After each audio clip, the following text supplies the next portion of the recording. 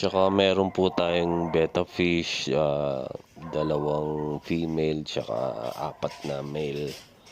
Ano po, breeder size na po ito, 250 pesos po each.